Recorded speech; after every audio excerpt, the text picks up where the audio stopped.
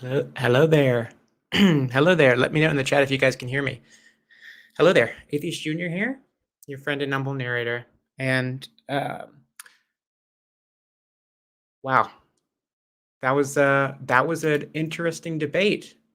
I have to say, I thought James did excellent. I was really impressed, genuinely. And I believe they're still finishing up the Q&A. So I'm just going to send this link out to someone and then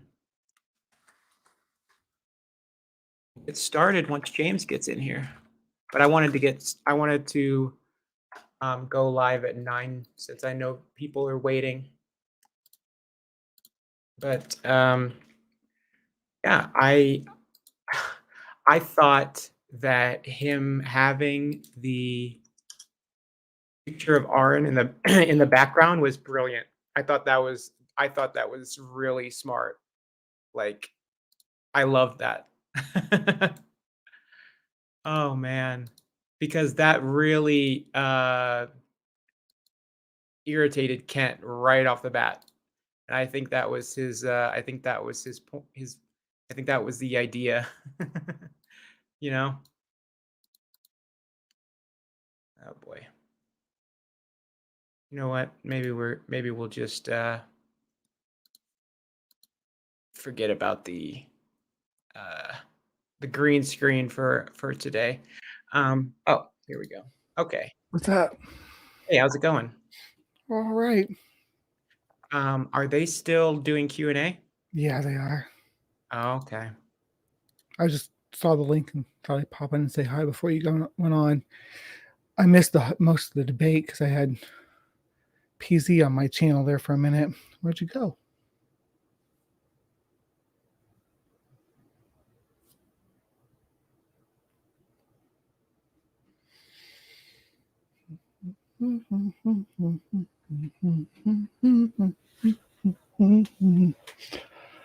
Sorry about that.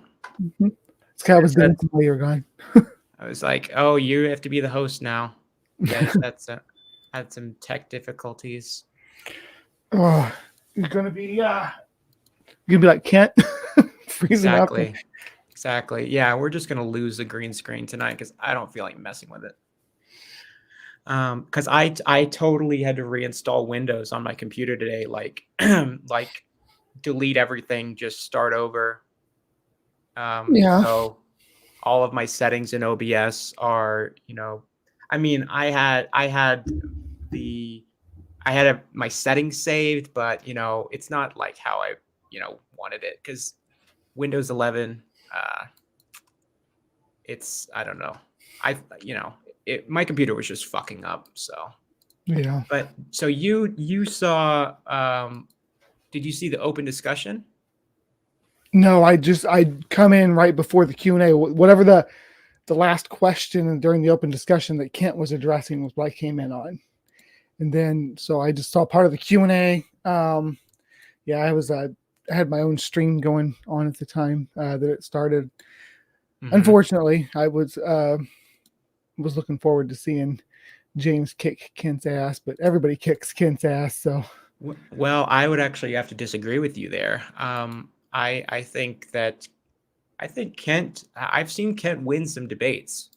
I think there are some people who underestimate Kent, and they they go in and they either are not prepared enough to debate Kent, or they just aren't a good matchup for him, and because Kent, I mean, it's not easy to debate Kent. In my opinion, I debated Kent. He's an extremely experienced debater. I know that people like to meme on him, like, it's Kent Hovind, but still, when you're actually like across the ring from him, for lack of a better word, and you have hundreds of people watching, it could be pretty nerve-wracking. You know what I mean? And you have to be talking by yourself and trying to sound like you know what you're talking about. And he's got his laugh track crew behind this camera there, Mhm. laughing about everything you say. Yeah, which I That, think is that totally can be unfair unnerving. Yeah. because literally, I don't. If you haven't seen the Tom Jump debate, you should see it. Um, I watched Orge, part of it with you. right? Just Oh, you to, did. yeah. I was in your live chat. I'm usually in your live chat, AJ. Oh, you were in the live chat. No, I was thinking we did a StreamYard call like this. No, nope. Orge, or if anybody wants to, I'm going to put my email in the chat, and if somebody wants the link, they can email me because I'm not putting it in the fucking live chat. Hell no. So you saw my debate review of the Tom Jump debate. Some of it. Yeah, I did. Yeah. Well, I thought he did an incredible job. I loved that debate. I thought it was so funny. And Right. The never see a can't produce an or yeah, what was it? Like seeing can't produce a non-cant or whatever. That we see that in real time. That was good stuff. when yeah. Kent started to unwrap it and Tom went, that was so good. Yeah. I thought that was amazing because what he did was he took, instead of um, trying to pound, your head against the wall with trying to give evidence for evolution to Kant, which he's just not going to accept it. He's going to deny it. He's going to hand wave it. So it's actually a really interesting strategy to take his argument and reframe it. But Kent couldn't understand that. Yeah. Right. Because it's all about, I mean, basically at the root of it all, it's about genetic diversity and change through generations. Right. So when Tom present that would just change from one generation to the next and saying that's the same process, we see that happen. We don't have to watch you create Eric. We can infer that it happened genetically. We could use those same measurements to track your lineage and your relation and your distance from any other member of the tree of life. Fascinating stuff. Oh, do we have anybody else coming in? Yeah, I'm sending out links. I probably shouldn't be, but whatever. So I really liked. So I actually coached James during before the debate today, and I don't know if you know, but he actually was going to debate Kent like last week, last Thursday or last Friday or something like that, and his connection was really bad, so they had to reschedule it. And so me and him spent a lot of time and I did the same thing with Jackson, trying to like coach him and prepare him for the debate, like what he's going to expect. But honestly, James really didn't. He just did his own thing. Like he didn't really say any of the things I told him to say, which is fine. I made him I sort of wrote up a document that was like, here's all these Hovind talking points, and like here's some good responses to them. Which I would have liked to have seen him say, but I thought the things he did say were really great. I thought he was really confident during the debate. So, how are you guys doing? Jackson? I'm doing good. Doing good. Okay. What kind of reptiles you got back there, Brain Bug? Oh, they're not reptiles; they're arthropods. Oh, cool. Got a bird eater, giant water bug, Halloween crab. Oh man, cool. Yeah, some tarantulas. Yeah, I've always wanted Halloween crabs and bird eaters. I've never gotten around to them though. Okay, so this is an interesting question from Big Bad Mama. It says, AJ, is it really a good idea for these folks to debate Kent and give him the forum and exposure for increasing donations? So, I mean, Kent doesn't, SFT is the one directly profiting from the debates, obviously, with the super chats. But is it a good idea? No. No, of course I, not. I'm going to disagree with you, AJ. I think it's fine. Kent Hovind's so big in these communities that you're not like increasing his notoriety by talking to him. You only James W. is going to get a lot more notoriety bump than Kent Hovind is from this. Sure. I mean, I did. So, yeah, exactly, right? Yeah. So I mean, I'm riding his coattails. yeah, There's a lot debating out Kent there, is kind of a rite of passage if you want to go through this, right? That's the joke. Can you Exactly. really call it a debate when it's structured like the way it is? Well, what is wrong with the structure? Well, I can get what you're maybe if you're saying that you're giving rebuttals while Kent is giving a pre-written presentation. Well, Is that what you mean? personally, I think if it were up to me, I would say fuck the opening statements, the rebuttals, get rid of it. Just get rid of it. Just start the debate with the open discussion, because that's the part I want to watch. Just have that, and then have half open discussion and half Q&A. Get rid of the stuff at the beginning because it's a waste of time. Have you ever Especially actually for Kent. participated in an actual formal debate, not the Sure. So you're aware that the question is presented well beforehand, and there are third parties involved, and you're actually aware of what the other person is going to present a week before. Well, I know a little bit about like a formal debate. I know that you have affirmative side and a negative side, and usually it is multiple people, like 3-on-3, not 1-on-1. But you can have 1-on-1. But that's the thing that kind of irritates me about Kent is that he sets every debate up to where it's just the other guy has to sort of do all the legwork and present evidence for evolution and defend evolution, and Kent just has to swat it down. Kent doesn't have to defend his own side. He refuses You see that to in the do debate that. titles. You see it in like this one. Exactly. Is there Yeah. evidence for evolution? Things like that. There's never. Is there evidence for creation? Is this good evidence for creation? You heard. Well, Well, I shouldn't say never, but you don't hardly ever see that. Brain bug, that goes exactly to the point that creationists don't have the rigor behind their beliefs. The entire Yak worldview is, let me tell you about this thing about evolution that I don't get, and turn that into a journal, and turn that into 2 TV shows and 38 DVD sales. You know, I mean, every single creationist DVD is the exact same thing. Let's talk about Heckle. You know, it's keep going about Heckle.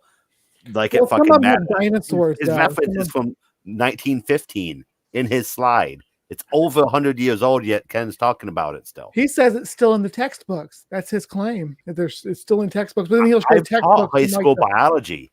Yeah. Heckle and high school biology textbooks is examples of how science has improved, and we got over this stuff. Yeah, Like, now they use microphotographs. Exactly right. I would actually sort of agree with Kent on this point that I think we shouldn't have drawings. Throw out the idea of if they're legitimate or not, but I don't think we should have drawings of embryos in a textbook if we can have micro photographs, because those are obviously more accurate, and that's what we have in textbooks nowadays. So it's really like such a moot point for him to still be bringing up drawings. And well, but it plays well, right? That's the Well, whole at the point. time that those drawings were made, though, that what were you going to do? Photographs? You couldn't have photographed any of the stages of development back then. So he had to draw them. It's the only media he had to present them at the time. We've moved on. This is science moving on. This is the same thing as like Darwin not knowing about DNA. That doesn't mean everything Darwin said is wrong because he didn't know DNA existed. It's the same thing with Haeckel. It's just because he didn't know about these features or Evo Devo basics doesn't mean that everything he said was wrong. Yeah, The biggest it's thing of what they're 100%. actually trying to ride in on is Haeckel admitted that he used the same drawing for a couple of the stages, and that was a public admittance, and because of that, that's the biggest reason of why people like Kent say, "See, it has been discredited." No, it has. The process hasn't been discredited, but he admitted that he used the same drawings. Well, from what I understand, all that Haeckel did was he had his microscopes, which were not very easy to get a hold of at that time, and he would draw the embryos, but he was rushing to publish the first edition of his book that had these drawings in them. And what he admitted to doing was that some of them were drawn from memory. That's it. And I actually looked up the sources that Kent was presenting, because I agree with James that I've never seen any evidence that Haeckel was put on trial at this university. And the website I looked up was just like a paragraph or two that on Science News, which is like a shitty pop sci website, and there was no source on it. And then the other one was like a creationist website, you know. So I don't think there's any evidence of that. I don't think he was put on trial. But Aaron Ra has a really good video about that. The debate is over. So James should be coming in soon. We might have to. I think I can only have 6 people, so I might have to boot one of you people. One of you. Yeah, I'm gonna go to bed soon, but I had something I wanted to say to James about polystrate fossils, because you know me, I like my geology. So if you don't mind, I'll bounce after James gets in. I yell at him for a little bit. Yeah, the debate's over, so I don't know where the fuck he is, but Amy Newman should be coming in now, though. But yeah. Yelled it out. I kind of play both sides. I go to LPP's show also. Yeah, how come you're a mod on SFT's channel? That's bad. You shouldn't do that. Yeah, I mean, it's a weird thing. We kind of became friends in a weird way. I don't know. Jackson, you're like his number 2 most debated person. It's like Kent than you has like the most viewed people on his channel. So yeah, you're always over there. You think you bought real estate on SFT property or something. Yeah, it kind of seems like it. You guys really hate me when you say I'm kind of friends with Matt Powell also. I have not once spoken to him, and it bugs me. Every chance I get, it just never works out. Yeah. Well, I accepted his debate challenge, and then he like recoiled and didn't ever come back around. So I don't know. It's still out there, Matt, if you want to take it. So James is supposed to be coming in soon. Do you have to pay to have more than 6 people on your StreamYard thingy? I believe I believe it's with 10, yeah. I don't think it's a lot, but I believe you have to pay to get up to 10, or is it I believe so. From what I remember, Speed saying, yeah. Yeah. Well, if you want to move me out till Ogo leaves, I can wait inside. It's all right. I'll head out. Okay. Well, if you hang out with your buddy Maddox, okay. Little PP. If James is supposed to be coming in soon, so if you ask a question in the side chat, I'll put it up on the screen. Oh, did Jackson leave? I didn't kick him out. Yeah, he left. He just bounced. He said he was going to go CLPP. Not LPP, okay. Little PP. Traitor. Hey, James. Hey, guys. Hey, James. You guys like the show? We set a new record. I'm proud of that. I thought you did an excellent job. I was really not that I didn't think you were going to do good, but you did way better than I expected. Well, thanks, AJ. Like I said in your, I appreciate your help in preparing because that's why. It did help. Your help in prepping and putting me in the right mindset and pushing me in the right direction really helped me to be ready for a lot of the things he was going to throw at me. But I was just saying a second ago, you really didn't say any of the prepared responses that I had for you. You really pretty much just had all your own stuff ready, which I was a little bit disappointed in that you didn't get to read the quote to Kent. But yeah, it was just happening so fast. I thought about that, but when you're in the heat of that moment, it's I understand definitely. But when you're in the principle of the Gish Gallop, it's hard to deal with. Which he accused me of, and he's the pro of that. Yeah, and he did it over and over again, dude. He was being like a crybaby. Every time he was like, "Oh well, he brought up 5 topics," And then Kent would start talking about polystrate trees, and then he would start talking about whales, and then you know what I mean, like. He's got flashcards. He's got polystrate trees and whales and whale penises and. Yeah, I got put in timeout in the SFT chat because I wrote the words 15 feet, and then they put me on timeout, and they were deleting Amy Newman's comments. I was like, "What the hell is really? This? Yeah, I will complain to SFT about that because that's not cool. Dude, SFT has me blocked. Really? No. Well, sending love to all the Theos brothers and sisters out there, but there was kind of a little bit of a drinking game that you could call the 15-foot drinking game, and it did not disappoint today. Did you like it, Amy? How, you like the debate? I did. I thought that you made a decent amount of digs towards, I would say, his viewpoint while also presenting your own. And Aaron Rod definitely was a triggering point. Oh yeah. Like he saw the pictures in the background and he got really triggered by that. Yeah. Okay. So from Soldier of Science, he sent a super chat for $10. It says towards your StreamYard upgrade. Well, thank you, Soldier of Science. I can't spend that right now, but I will put it towards that. So thank you. Appreciate that. Orge, did you want to ask James a Yeah, I want to question? yell at James. Oh, what's wrong, Orge?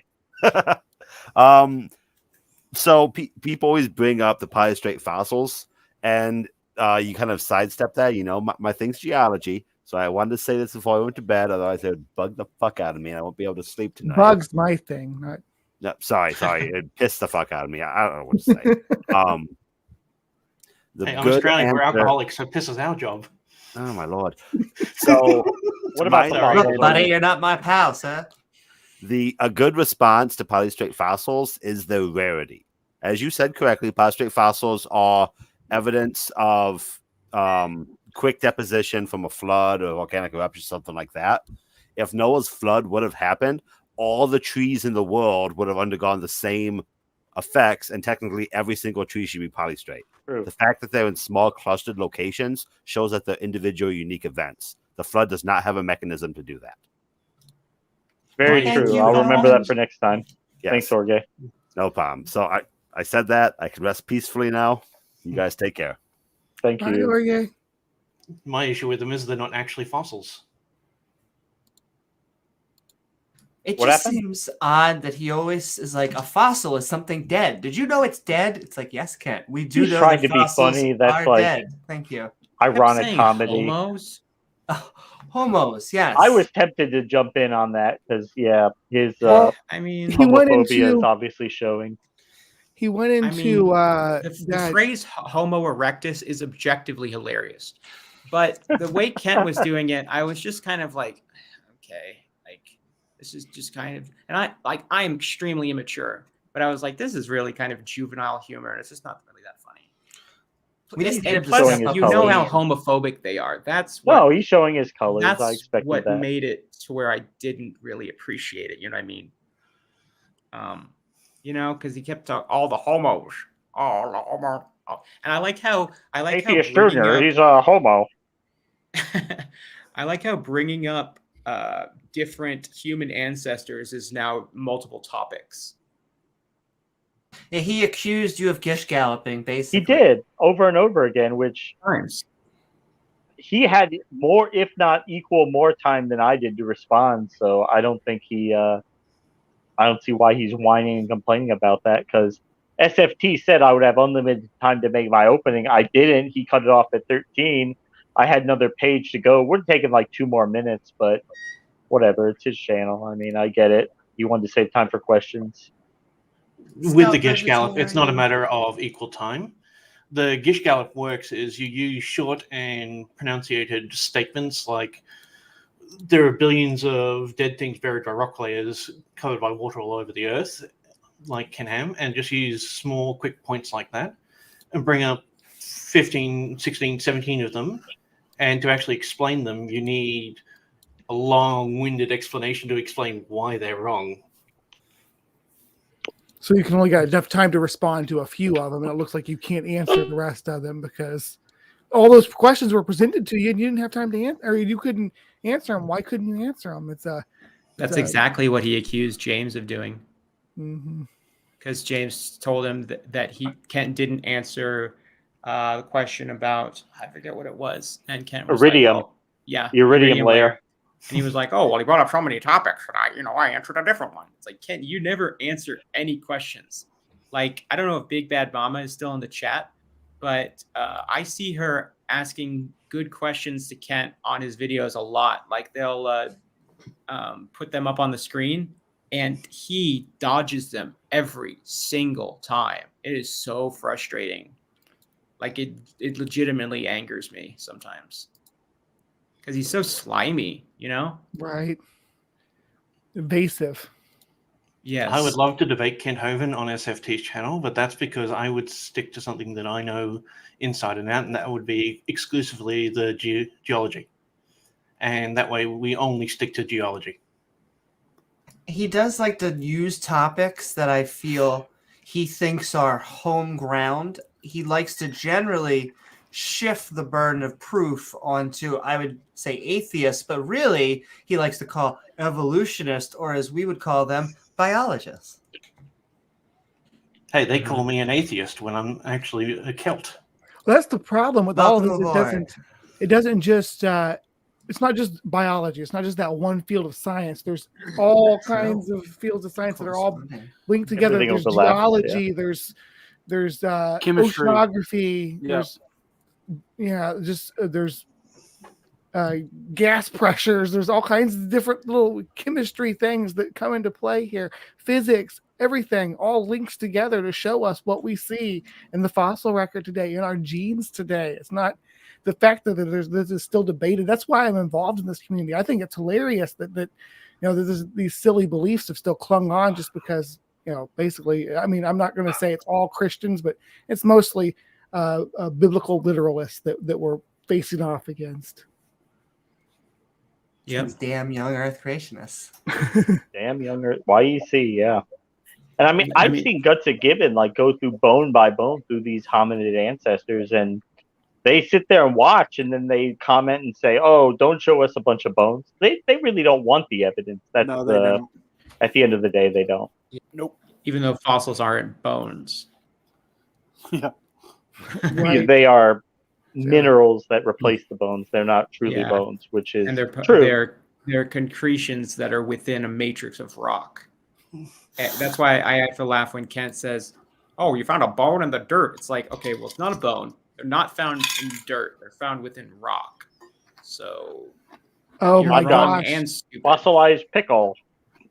Yeah, James, I got to tell you about this video I did a response to. It was Eric Dubé, and he said that dinosaurs weren't real because the displays in the museum weren't the actual fossils that they dug out of the ground. I'm like, but yeah, right. I'm like, dude, you don't realize how heavy that. There are some of the older ones were made with the real fossils, but they're super heavy and cumbersome to try to build a structure with. The cast where they can make lighter materials. It costs a lot of money, a fossil. Mm-hmm. There's so few of them.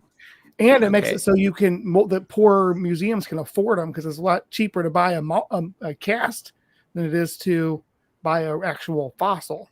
But the main problem here, Brainbug, is you're doing a video on Eric Dubé. Hey, Bird, how you doing? Hey, don't judge me for my lolcows. And we all have our Hold own, on, guys. Hold on. Somebody's trying to give me money. Okay, this is important. Go ahead. Okay, so from Foreign Solace for $9.99, it says, "Does anyone know how Kent responds to the formation of laryngeal nerve across different kinds?" Sure. And my answer to that would be, there's an article on ICR. Yeah. That's literally his answer, because he did a video in response to rationality rules. You can go watch that. That is exactly what they talk about, and that's his answer. That's not an answer though. What does it say? He give us a summary. Does he ever? He's never given a summary. He did it during the debate today. He did it again. Right, James? I have to say, I laughed so hard when you said, "Oh, well, I'm divorced, so we're in the same boat, Kent." Oh, well, he's never got a divorce, so I was sorry. like, "Holy shit!" I mean, hey. Well, they divorced him. He was a virgin on his honeymoon. Yeah. That's also and that's the thing, Kent, he does like to throw out these ad hominem attacks, and I felt like that was one. Like, so I just felt like I'd throw that back. Like, hey, Kent, this is not about personal. This is not about me or you, your taxes, your marital problems, your tax problems, your legal problems. This is about creation and evolution. So I tried to keep it on topic with that. Did anybody else wanted to respond to this? Did somebody else have something they were going to say? I felt like I interrupted somebody. I was just going to say he doesn't even know what that means, so there's no way for him to respond.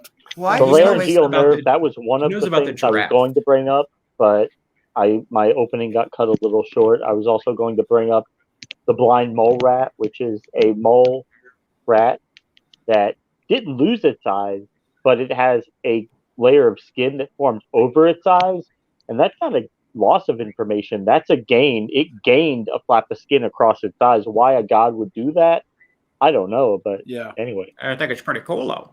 They're also eusocial. They're the only eusocial mammal, so that's Okay, well, thank you, Farin. Thank Thank you you, for the Farin. super chat. I love you. I kiss you. Amy's sending love. What'd you think, Bird, of the Sending debate? Did you get to watch it? Did they Yeah. time you out? Yeah, I got timed out after my little pee comment. He didn't like that one. Little PP So- got a little triggered. You got Yeah. timed out for a little PP comment. I got timed out for a big PP comment. Oh, Oh makes sense. my! You know, I whatever. get timed out every time I go into an SFT chat. I get dogpiled by all of them, and I'm like, I'm just here to watch the debate, and then all of them are like, you make too many videos about Kent Hovind, Yeah. and I don't like that. Riding his coattails. Yeah. You're obsessed. You only get And- views because you put my name in the thing. That's how you get views, right, AJ? And I'm like, okay, I'm sorry, cover to cover book reviews. It's not my fault that you have like 30 subs. Right. Okay? You're obsessed with books. Okay, you make too many videos about books. Okay, but and then I get timed out every single time, like At for nothing. SFT or On SFT's chat, every time I try to watch a debate and type something in the side chat, I will inevitably get timed out. And I'm not like, throwing jabs at people, but the creationists are just I am. insulting. oh, we know Bird. I will Yeah. say there are a lot of jabs going on from the creationist side. Yeah, from Brett Keane. Brett Keane was in there. He said that he challenged me to a debate and I didn't respond. And I said, okay, first off, didn't you plagiarize a poem and then say you wrote it about your dead mother? First off, that happened. And second, I tried to respond, but you blocked me from commenting. So, he said, I told him I accept. And he says that, okay, we'll do it like next Friday. And I'm like, okay, well, we'll see if that happens. No, Brett Keane about a year and a half ago, he made a video saying atheists are mentally defective, and I sent him a message just before his account got shut down. I said, "Hey, you think that you want to debate whether atheists are mentally defective?" And he came up with all these, "Oh well, I don't debate," and because at the time he told Smokey to find atheists to debate him, and he's like, "Oh, maybe on Discord, but not on YouTube." And in order for me to debate, you'd have to show me how something can come from nothing. I said, okay, you don't want to debate. It's No. okay. Go run away, Brett King. Yeah, he's just trolling. Yeah. So like he will never debate me. So I he's doubt it. lying, basically. Like Matt Powell. Recently there's another YouTuber that I like called Mr. Jones, and he actually did a debate discussion with Matt Powell Good recently. song. And he was saying that me. yeah, I think that every time I see his name, that gets stuck in my head. So he was saying that if it ever came up where he could debate Matt Powell, that he would try to set up some sort of 2-on-2 debate where me and him could be on a team, and against, I don't know, Matt and Kent, or Matt, Oh, Raw that'd be a Matt, dream debate. Matt's, or SFT and him, or whatever. Kenton or SFT So- and Matt. Yeah, so he tried to do that, but Matt Powell said that he wouldn't debate me because I've said mean things about him. Oh, And I was Yeah. thinking, I went out of my way to say nice things about Matt Powell on the Apologia video. I don't know if you guys remember that. No. But Well, I- you did do that at that graphic where Matt was in the baby. What do they call that? Swaddling cloth, and Kent was putting a pacifier in his mouth. That's not saying anything about him, though. No. It's all I in mean, good fun. it's saying something about him. It's hilarious. I mean, that's Damn it, AJ. It was hilarious when I saw that Cat putting a pacifier in baby Matt Powell's mouth. Oh Matt yeah, Powell's, I remember. remember But that? we call Yeah. him Professor Matt, the science brat, or something like, or Baby even Matt, know if the he saw science that. brat. Yeah, Professor Powell. They get mad at Professor Dave for calling himself a professor, even though he taught at a college, and you can go look up his credentials. Multiple degrees in scientific fields. I was Yeah. a science teacher for 15 years. Yeah. Well, he's and he's not a doctor either. Who Yeah, Cat? but I Yeah. No, he's Oh. not a real doctor. But, no, he's not even a mister. well, and that's why I said that tongue in cheek when I said at the end, like, Ken, you have your doctorate. I know he doesn't have a real doctorate, but he portrays himself that way. So Well, he if thinks he's he does. holding himself out there as a doctor and an expert, he should be able to put forth a model. And he said he does, but of course he doesn't, because you can never get him to define kind. He will make that definition so vague and amorphous, it can mean anything at any given time that he needs it to mean. It's not falsifiable. That's the point of it. But we know his model, though. It's the Bible. Did you Right. guys know a book said a thing? Oh, no. That triggered Kent too when I took shots at the Bible, because he kept coming back to that. The Goat Herder's Guide. Yeah. Well, he got mad during the Tom Jump debate when Tom Jump said goat herders. And it's funny because sometimes Kent gets so flustered. I don't know if it's because he had a mini stroke recently, but he's been misspeaking a lot. I'm serious. And he's like been a lot more angry and belligerent during these debates. And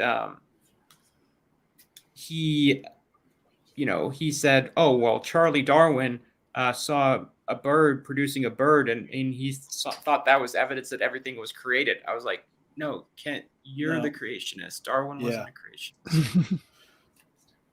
But he saw evidence of different birds, and that is on the ultra short-term scale. What he refuses to do is connect those dots and say, maybe if we went 10 or 20,000 years, it might look a little bit different.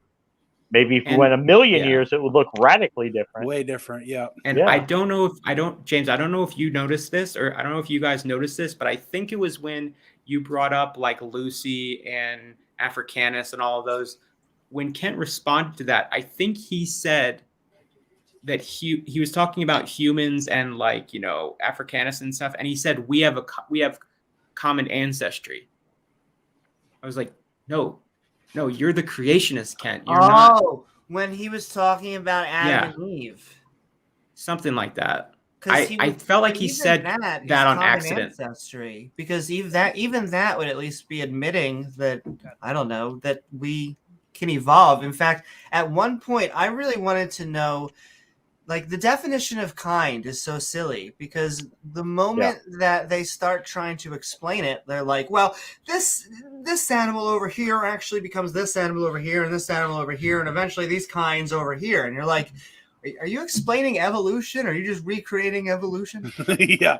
It's like the word. Make it seem implausible. Like, look at a banana and look at a whale. Look how different they are. You think they arrived from... Well, yeah, Ken, after 1 billion years of diversification in different directions, they look radically different. Doesn't mean they're not related. The funny thing about that is that they always think about, like, they present the banana as like in the fruit. That's like comparing your like an egg to a person, saying, look how different you are, this chicken is from this egg.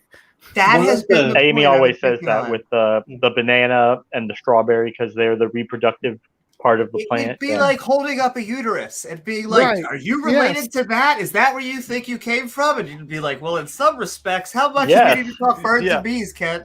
Yeah. He keeps making the claim that even a 5-year-old can say it. If you've seen that slide, he's got that in his collection, that he gives the coyote, the wolf, and the dog, comparing it to a banana. If you really want to do him up, get an echidna, an anteater, and a porcupine. Compare that to banana, and ask him to make. Yeah, like Potholder 54 did. He had a human, an orangutan, a gorilla, and he's like, pick what's not the same kind, and of course the banana is. And Because of course, of the humans aspect are of- very similar to orangutans and chimpanzees. We have a common ancestor. That makes sense. Yep. And Great. you have to say orangutan, or Erica is going to come in and get mad. You put that Oh, will she? G on the end, you're going to cause trouble. I'll have to bring out the. Orangutan. I like the orange drink. I'll have to Get bring out. out my Otangelo Grasshole sock account and troll her with that. Then I haven't brought that account out in a long ass time. Not a I lot of actively role avoid plays. Otangelo, so I don't. What happened, Brainbug? I actively avoid Otangelo Yep. since He's kind of been shunned since he pulled that with Arden. Anti-trans stunt when he posted the pictures of Matt Dillahunty's girlfriend Arden Eden and her before and after pictures, and so he has Is that who it rightfully was? so been ostracized from the debate community because he went that direction. Oh, that I didn't know that's who the pictures were. Yeah, Oh, wow. that's Arden.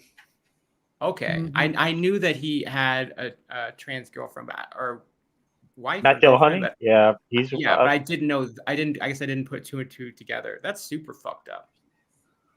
It, You know what I it mean? was, 'Cause- and I think I got to credit the Raging Atheist for breaking that story because he was the one who posted the Otangelo's Facebook post when he did that, the before and after pictures, basically doxing her and Yeah. bringing up her dead past. And I'm sure Amy can Oh. relate to that, how painful that would be for someone to do to Well, you. My thing Look in is, the chat, it's AJ. always- There's a question it's for you. about the intent. It's always about the intent. And so, it's a dickish move. You want to get the perceived, you go out saying, I want to do something really painful to this person. I found out a way to do it, and you do it. So hopefully people can learn from their mistakes. I know that Otangelo has apologized, but I have not seen him either. And I very much, doxing is one of the worst things that you can do in the online community. Well, I wanted to say that dead naming is a serious problem because if you out somebody in like an IRL situation, you could potentially be putting them in real harm's way. I'm sure Amy can relate to that, how that would feel. Well, it's basically you are taking a wound and you're trying to rip Right. it open. It's like you found a place that I always find that when people do this, it is because they are particularly hurt themselves at something like, oh my God, this person rebutted my argument, and wow, I have really nothing to say, so I'm going to go after something that I think will cause as much harm as possible. And just like AJ was saying, that type of stuff, when you put that out there, can put people, it can, to use one of their words, it can transcend from the intertubes into real life. Yep. But it can cause a lot of pain, and that pain is real, and real people feel that pain, as I'm sure you know, Amy. And I think a lot of times we look at it in the academic sense, not necessarily in the real human suffering sense, where there are people out there who are in the LGBT community who feel ostracized, and unfortunately they take their own lives at times because they are being bullied, and it's wrong. Well, I don't mean to equivocate this sort of thing, but nobody likes to see a picture of themselves when they were like in like 8th grade or like going through an awkward phase. And like having a picture from a pre-transition is like much worse than that. But it's a lot worse than that. But nobody wants to see a picture like from, a certain like time in their life that they want to like sort of move on from. But it's a whole different scenario when you're actively trying to, because you're doing that to try and hurt someone intentionally. There's no 100%. reason to do that other than to try and expose them or to try and harm them in some way. And it's like, well, what's the implication? It's like, okay, yeah, like, so what? Like that it's a fact that people transition, that, they existed and that picture was taken. Like, what exactly is your point? Like, there's implying that there's something wrong with like, That's oh, true. well, Of course they look are. at how different this person looked back then. It's like, And we run into this all the time on our channel, Amy, where you will be talking with theists, Christians, and or Muslims, and you'll be putting forth good faith arguments and reasons why you don't believe.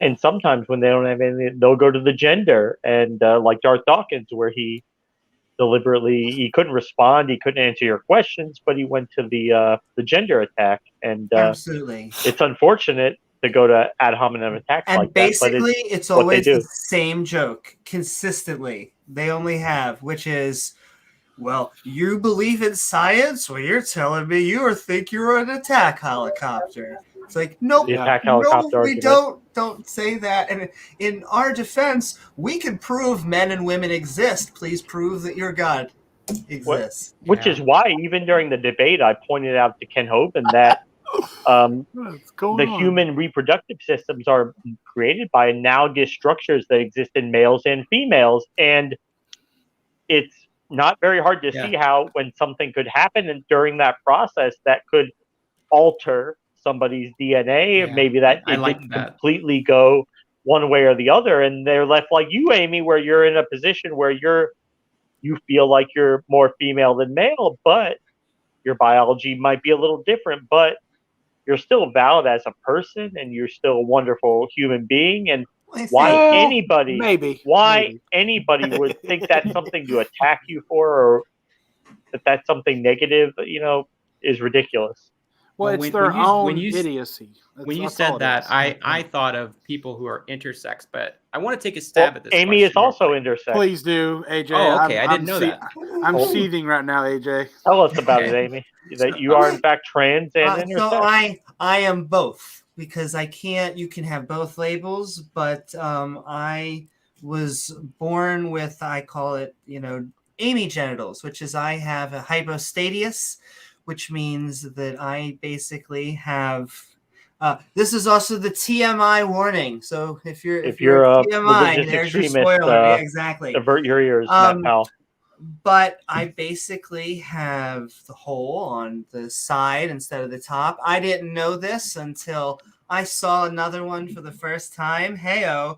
And then it also opens and I have 3 different little holes and only one that works. And at the end, I'm going to there's my end of TMI. You can go back to eating again if you were eating.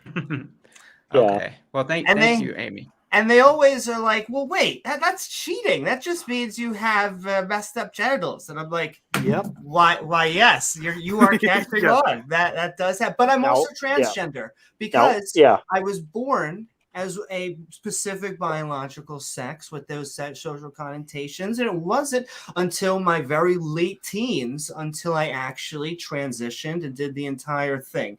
And so to me, even though the labels can be separated and you don't have to have one without the other, it's like peanut butter and jelly to me.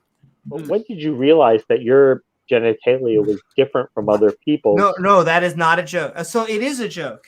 But I was told I had a hypostadius, but I just thought that is the way that the male genitals always looked. I really did have to have another one in front of me to go, oh, wait. Mine's a little different. But hey, I love all genitals. You love genitals. All the pansexuals of the world. Fuck it, Amy. Okay. Look. Go ahead, AJ. AJ, I'm seething. Please. All right. It's a great topic and very interesting, but we're going to move on. Okay. So how did life start in the first place? Well, we don't know.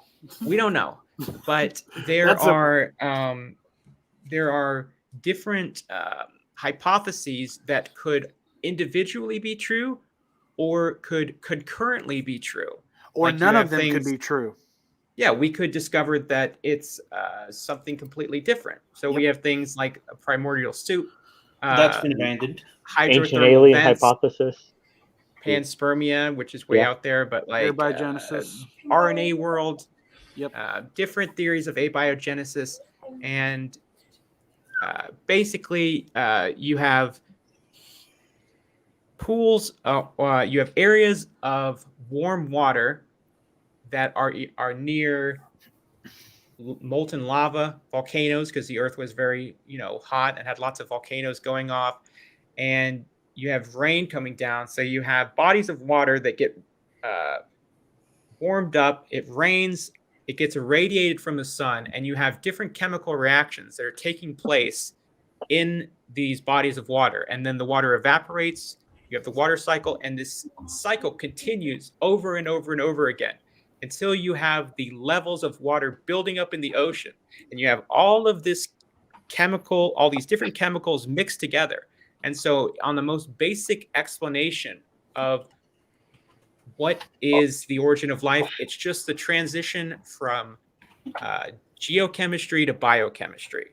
Now, we don't know exactly inorganic what to organic, that was. right? It wasn't one singular thing. It was a long, spread out process. And can I just say that when he's talking about it raining and stuff, that wasn't what we would think of as rain today. It wasn't strictly or mostly water. There was methane and other biochemistry in there. Various forms of carbon, not biochemistry. Silica.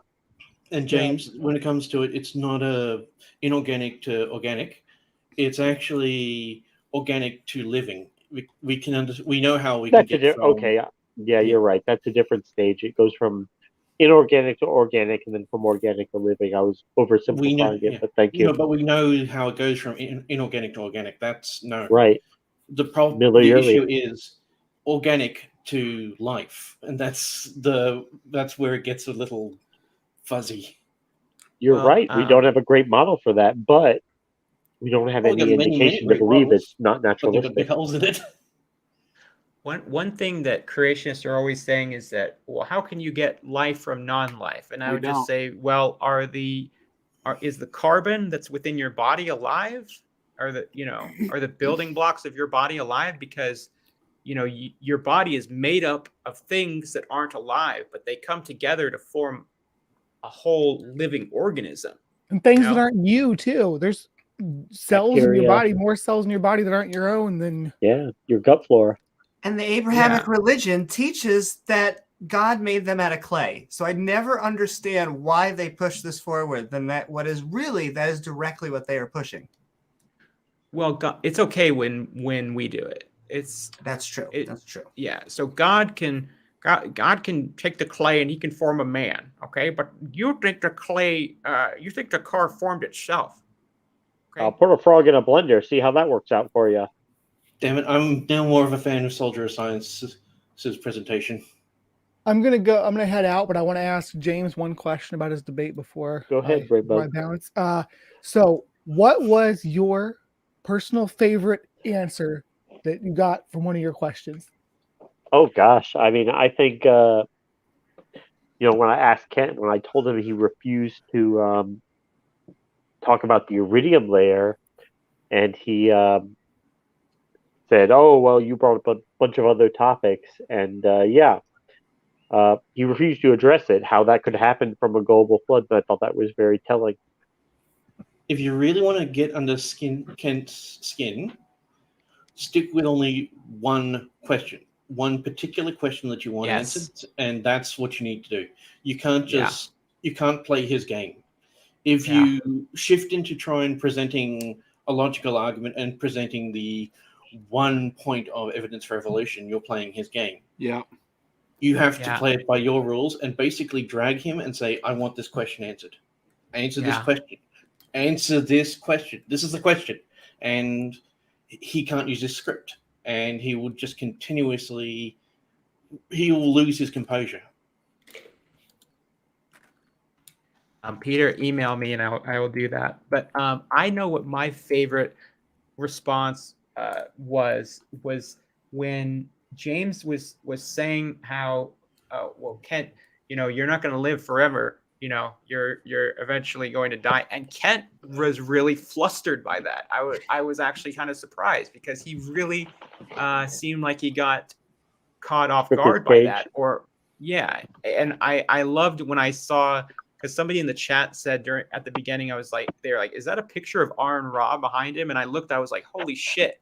Because I didn't know you were going to do that. But that really derailed Kent right from the beginning. Yeah. So I thought that was very smart. I told Amy about that ahead of time. And that was my plan, was that I know he hates Aaron Ra. He still does a Whack an Atheist against him at least once every couple of weeks, even though they haven't debated in years. And Yeah, he's obviously very scared of Aaron Ra, and of course, I knew when he started like, "Oh, you sound like Aaron Ra," that of course, he saw the pic. Of course, he did. I put that there so he would see it, but it had exactly the desired effect. So I'm happy with that. Yeah, I actually hope that Kent does more Whack and Atheist about Aaron, because my last video where I responded to one of those is at 13,000 views now. Did the butterfly win?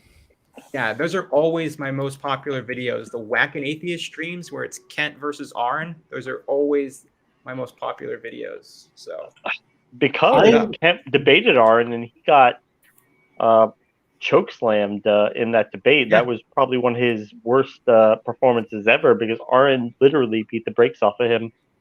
Yeah. Because, like I said, if you can stick him into one question and one question alone, that's it for him. Is it okay if I boot you, Bree? Yeah, I'm ready to bounce. Okay. Have a good night, Brainbug. Bye, Brainbug. Bye, All right. Thanks so much. Brainbug. See ya. Give your arachnid a scratch for us. Because I think we have an incoming tactical Peter nuke coming in. Lord, here we Peter's go. coming in. Yeah. Everybody, gird your loins. Yeah. Oh, my Your loins are already vegetarian prepared, eagle but can't- loins bird. Go ahead. Sorry. But sorry. we're at about 75 viewers, so it's pretty good. And I was blown yeah. away by the fact that SFT said this was one of their record-setting debates, even more than the T-Jump debate, which, by the way, I have to shout out to T-Jump because he did very well in that debate, and he did very good. But, yeah, I know you've reviewed that debate on your channel, AJ, and I saw that, and, yeah, T-Jump did really well in that debate. So And that was I a was very honored funny that I could even come close to his numbers. Yeah, well, I mean, credit where credit's due. I mean, people like to watch these debates, I mean, I've had 400 viewers before during my Emma video, but anyway, just saying. Well, it was a good video. Yeah. Yeah. Well, we are probably going to do another one. Oh, spoiler alert, huh? Yeah. Well, Ken will be triggered by that one too, I'm sure. Well, it might be Answers in Genesis this time. Oh boy! Oh, reviewing one of their videos, or Yeah. I'm surprised he called out Answers in Genesis because I know Answers in Genesis has kind of gone out of their way to be like, look, we're crazy, but we're not that crazy. we don't use Hovind arguments, right? When you get corrected on science by Ken Ham, that's that's bad. You really have to look at yourself in the mirror and say, "Damn, what am I doing here?" When Ken Ham is talking down to you. Shit. Yeah, I mean, Tom Jump is a very experienced debater. So I don't know if you guys have seen his first two debates with Kent, but they're also really good. But it didn't really surprise me that he did good, but he really stayed calm during the debate, which you did too, James. Which is not easy to do. I try, like I told you before, I was trying to keep it as low key and as fun as possible, and that's why I do those lighthearted jabs at Kent, because I was not trying to overthink it. I wasn't trying to go overly crazy with like the details, because I've seen people debate Kent where they go bone by bone, detail by detail about the evidence for evolution, and he just hand waves it all away and starts making fun of them, and that's his bread and butter. So I didn't want to take that route. I instead wanted to jab him, which threw him off guard at the religion, because he only subscribes to this young earth crap because the Bible says it, and that's because he doesn't want to think he's going to die one day, and that's why I pointed that out. Well, and it makes some money. That's the most important thing. It makes some money. Oh, where I said, Kent, you quoted other creationists saying Ernest Haeckel's been convicted of fraud. Where's your document? Let me see the trial transcripts from that. Let me see the evidence. We know he's been convicted of fraud in court, but we don't know Ernest Haeckel has. And he's freely willing to breach that ninth commandment when slandering a scientist like Ernest Haeckel, but he would get very upset if anybody did that to him.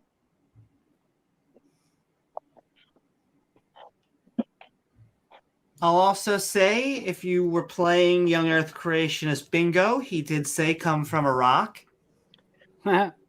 He did, and I intentionally tried to keep that debate away from that topic because it's so silly, and I think I succeeded in that because he got triggered by my Hakel things and my R and Raw things, Yeah. which I told Amy like a week ago that was my intent, was to trigger him with the Hakel because he hates Ernest Hakel so much because his evidence is so strong. And it's really about a different issue, isn't it, with Hakel? It's a smokescreen because he wants to talk about, the A word. A biogenesis, right? Yeah, the biggest grief I have with it is they always let him call them gill slits. They're pharyngeal arches. Mm-hmm. Hey, I'm just going to listen for a little bit. So, Peter, talk amongst yourselves. Hey, Peter. Welcome, Peter. Hello, it's Peter. We don't hear you, Peter. You're on mute. AJ, you're running away, aren't you? That's right. My ears just hurt when I have my headphones on for a while, so I'm taking them off for a second. James didn't tell me that it was rescheduled when he promised. I have beef. Oh, I'm sorry. I thought I sent you a message, Peter. I put it in our YouTube community and then the Discord. Whole thing. I'm sorry, Peter. How did it go? I think I held my own. Like I said, he's been doing over 200 debates. He knows what he's doing.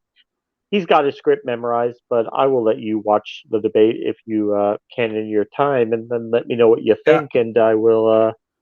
I do want to thank you for helping me prepare because you provided more than a couple things that I was able to bring up in the debate. Nice.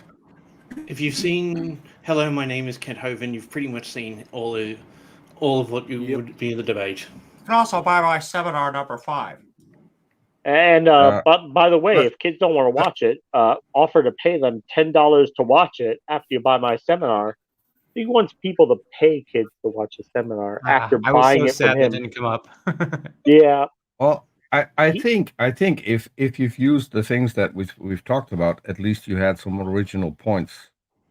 There are a few things. I tried, Peter. I mean, he is trying to nail him down. It's like trying to nail Jello to the wall because he's done this so much. But pretty much, like I said, I gave it my all, and SFT said it was one of the highest rated viewed shows he's ever had. So see, and if you had told me that you had rescheduled, I had one more thing that you could say. I'm sorry, Peter. That the last time you were on, your internet was going through Repton, Alabama, and that's why your connection was so terrible. Well, like I told Ken before the show, I asked him, I said, last time we debated, why didn't you just pray for my internet to work so that you could defeat me in the they were debate? making fun of your I told internet. You it got rescheduled, though, Peter. I told you. Yeah, they did make fun of it, but that's par for the course. I expected that, Well, see, but you can't make fun of someone's internet if your internet is shitty all the time. Yeah. We know he's had tech issues in the past, and SFT jumped in last time and said, "Oh, Ken's done like 20 debates without any issues," but he was at one point notorious for having bad connection issues. Literally every single live show he does is shit. It's just when it comes to production value, it's shit. And this is a guy. About the content. No, but this is a guy who has a ton of money thrown at him, and he still doesn't have decent internet. I mean, yeah, that's just stupid. That's the interesting thing. If I posted on my Twitter, Kent actually made a Facebook post on his new wife's account, and he talked about this in another video where he said that something like, we've renovated this house that Cindy Lincoln was renting out because it had really high-speed internet, and we spent thousands of dollars renovating this house, and now we don't have fast internet anymore. And I'm thinking, why not just spend that money to have fast internet where you live? Yeah, I don't like. How is this a problem? I don't know. Well, so my guess is that the whole problem there is they can't get something about the wiring. Yeah. Yeah, but yeah. So that's probably, I could see that. Okay, so we have a super chat from Kelly O'Hara for $5, and it says the only reason Hovind is obsessed with rocks is because he can whack people with them. Well, thank you, Kelly. Amy, show me your rock. He whacks. Oh wow, not that one. No, the other one, Amy. That's for later on. Yeah, that'll cost extra. That costs extra. But I was happy that he only brought up rocks once or twice, and that's because that's when Kent's in his element when he's saying, "Oh, you believe life came from a rock?" Well, of course, no, we don't, Kent. That's really dumb to say that, but that's his bread and butter, and that's why I wanted to try to steer the topic away from that. So, fortunately, I was successful by triggering him with Arn Ra and Ernest Haeckel. I have no idea. I'm sure there's some sort of clickbait title, but at one point he did say that they're trying to propose a law to kill babies like 30 days after they were born. I'm fairly sure that's not true. And look, I've only seen a couple, like one or two, Peter, I forget his even name, but there's like one professor who said that, maybe the human baby doesn't have sentience until they're like a few months old. So maybe before that, it wouldn't be murder if we killed them. And the overwhelming majority Kat of people say something like that one time. The overwhelming majority of people reject that. Like wherever you fall on abortion, like it doesn't even matter whether you're pro-life, pro-choice, whatever. Virtually nobody is okay with killing babies also after not they're abortion. Born. It's murder. Like if you are killing, it's like saying he had an abortion 57 years later. It's like I don't think that works. Well, what I wanted to bring up to Kent, but I got cut off, was that actually, Kent, if you want to talk abortion, the Bible tells you in the Old Testament how to commit abortion. If you think that baby's not yours, Numbers tells 5. you how to abort that baby, and that's in the Bible. And whether you agree with that or not, you've got to deal with that. If you are saying that only atheism leads to things like abortion, obviously it does not. So just to respond to this comment, that's definitely possible. Although I will say that I personally have Google Fiber internet. Like James knows how fast my internet is. Oh, it's and fast.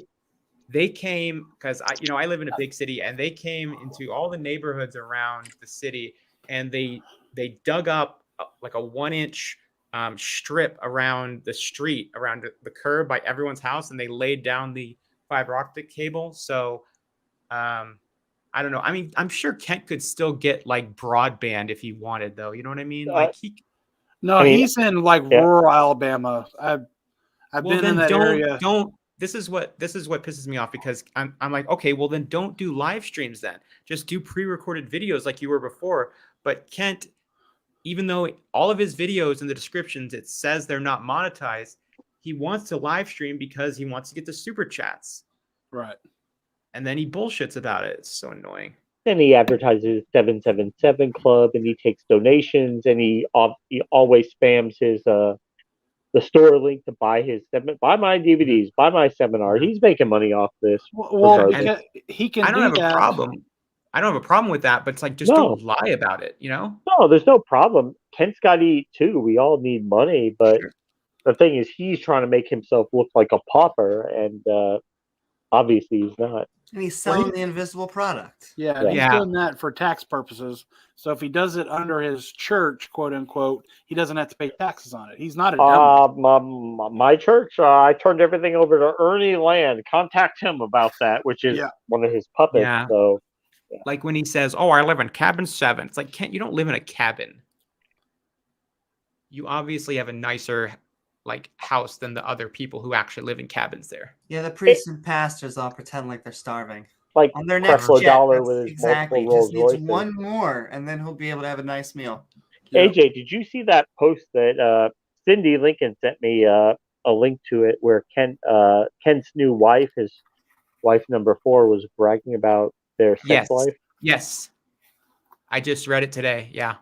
And I used the word intimate like 50 times.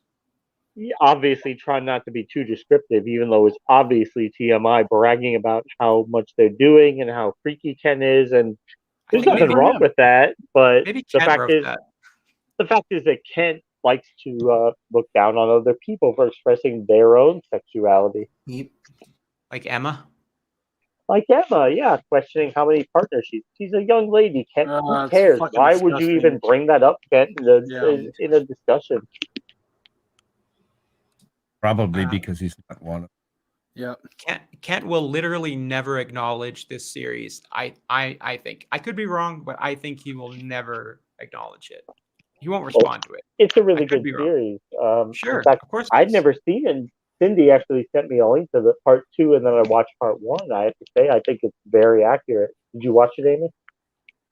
I haven't, but I've been watching actually a lot of the stuff that Cindy has been doing. She is fantastic. She gets flack sometimes from young Earth creationists. Nonetheless, she has a lot of support from both the atheist community and, of course, the creationists out there that are willing to put information in front of their religious views. Okay, just for a PSA, Cindy is the third wife, so let's not Well, she's number talk 3, about Cindy. I'm assuming this was a mistake, but I'm just saying. Oh, she's number 3. He's now moving on to wife number 4. He has a cross cadre, paths. Oh, you were. I have not seen anything from the recent. No. So it goes Joe and then Mary, Cindy, and now Sandra. Though I know that if she is doing stuff like that, then not only is that disgusting, but I don't want to just like go into a little bit of foreshadowing. But I mean, he does not have a good track record, and I wish number 4, please. Here's our PSA: get out. Get out, get out, get out, get out. And that's what Cindy tried to tell her, like warn her what she was getting herself into. But and Mary, and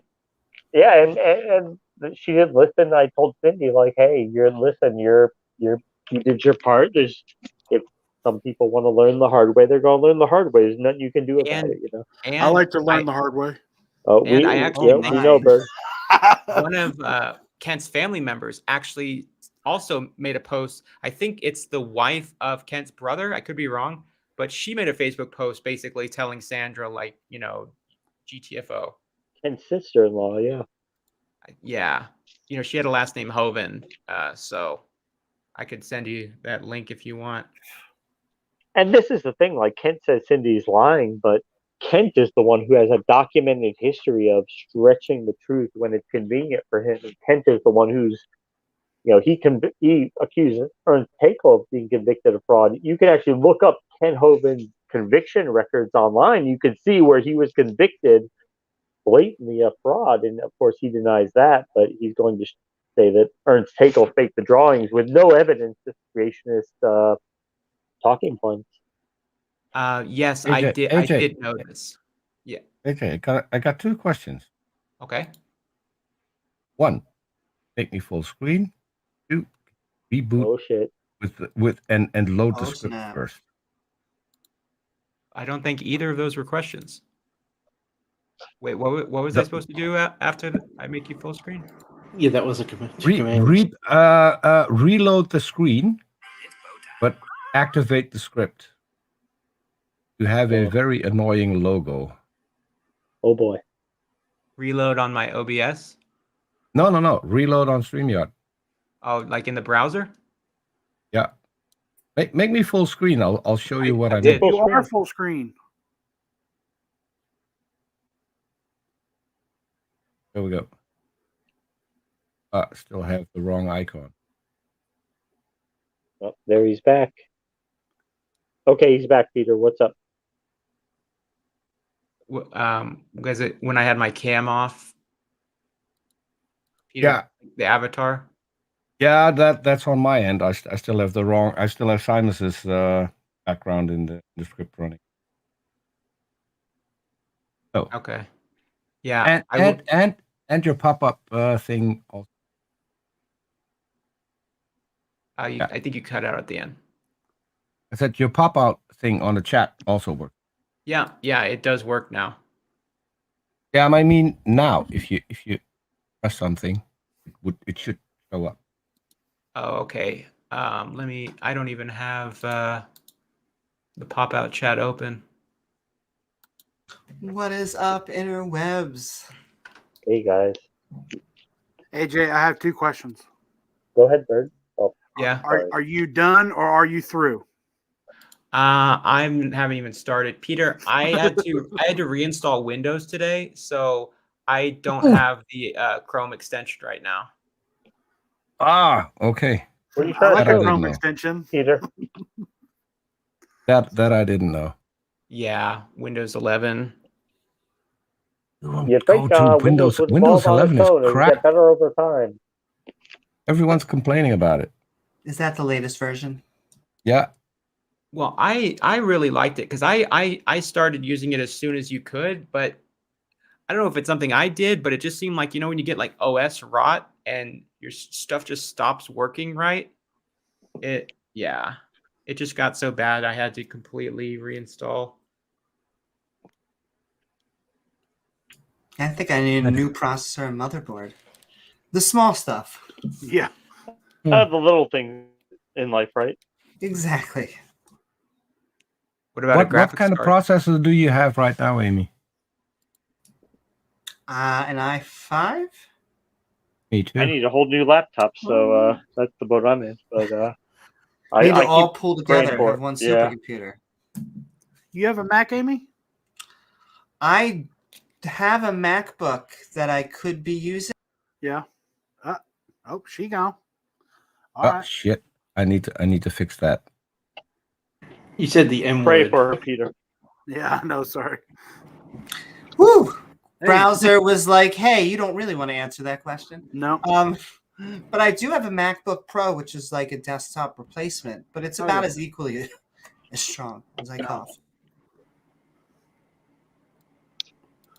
They just came out with a new Mac. Is it cool? It looks like the Mac Mini, but it's a little bit bigger. And I don't know if you've heard of the, Apple has their own CPUs now. They had the M1 chips, and their best one was called the M1 Max. But now they have something where they basically took two M1 chips and basically stuck them together.